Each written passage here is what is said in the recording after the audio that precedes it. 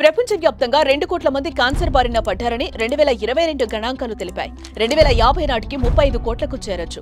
మన దేశంలో సుమారు 15 లక్షల క్యాన్సర్ పేషెంట్స్ ఉన్నారు. ప్రతి 1,00,000 మందిలో 100 మంది క్యాన్సర్ బారిన పడే అవకాశం ఉంది.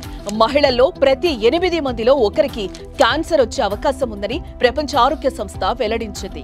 క్యాన్సర్ పై పూర్తి అవగాహన అందించి క్యాన్సర్ నుంచి తెలుగు ప్రజలను కాపాడే ప్రయత్నం చేస్తోంది Suman TV. So hair dye వల్ల క్యాన్సర్ వస్తుంది అనేది అపోహ అనే అనాలండి. సో దాన్ని ఏమి ప్రూవ్ చేయడానికి స్టడీస్ లేవు. బట్ హెయిర్ డై వల్ల క్యాన్సర్ కాకపోయినా చాలా మందికి చాలా వేరే ఇష్యూస్ వస్తూ ఉంటాయి. ఎస్పెషలీ మన ఇండియన్ స్కిన్ లో హెయిర్ డై వల్ల చాలా మందికి లైకెన్ ప్లేనస్ పిగ్మెంటోసిస్ అని చెప్పి ఒక స్కిన్ కండిషన్. అందులో ఏంటంటే ఈ హెయిర్ డై వేసిన దగ్గర ఈ ఫేస్ కి, చీక్స్ కి, నెక్ కి వెనకాల అంతా నల్ల మచ్చలు రావడం చాలా కామన్ గా చూస్తాము. దాంతో పాటు పిగ్మెంటెడ్ కాంటాక్ట్ డర్మటైటిస్ అంటాం. అంటే ఇదే పార్ట్ లోనే థిక్ గా నల్ల పెచ్చుల్లాగా ఫామ్ అవుతాయి. దాంతో పాటు ఎలర్జిక్ కాంటాక్ట్ డర్మటైటిస్ అంటాము. సో ఆ హెయిర్ డై లో ఉన్న ఇంగ్రీడియంట్స్ పడనప్పుడు సివియర్ గా ఇచ్చింగ్ రావడము, ఇట్లా పస్ యూజ్ చేసే పెచ్చుల్ లాంటి ప్లాక్స్ రావడము తల లోపల, చెవుల మీద, అట్లా ఎలర్జీ ఉన్న వాళ్ళకి హెయిర్ డై వేసిన యూజువల్లీ విదిన్ 1 to 2 days చూస్తాము. అండ్ కొంతమందికి ఇంకా సివియర్ హెయిర్ డై ఎలర్జీ ఉన్నప్పుడు వేయగానే మొత్తం కళ్ళు వాచిపోవడము, మొత్తం హెడ్ అంతా స్వెల్లింగ్ రావడము, ఈవెన్ కొంతమందికి బ్రీదింగ్ డిఫికల్టీ కూడా రావడం, అంటే ఎనాఫైలాక్సిస్ వరకు కూడా వెళ్లే ఛాన్స్ ఉంటుంది.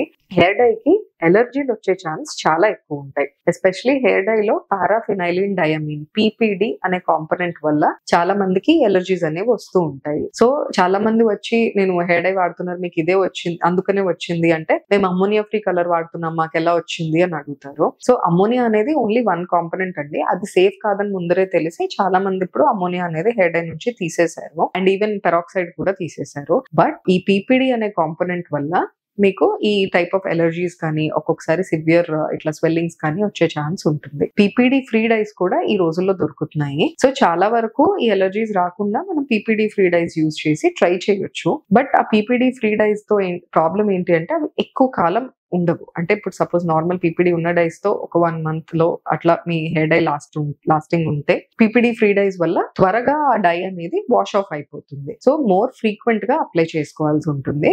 But relatively it is a safer option మీకు.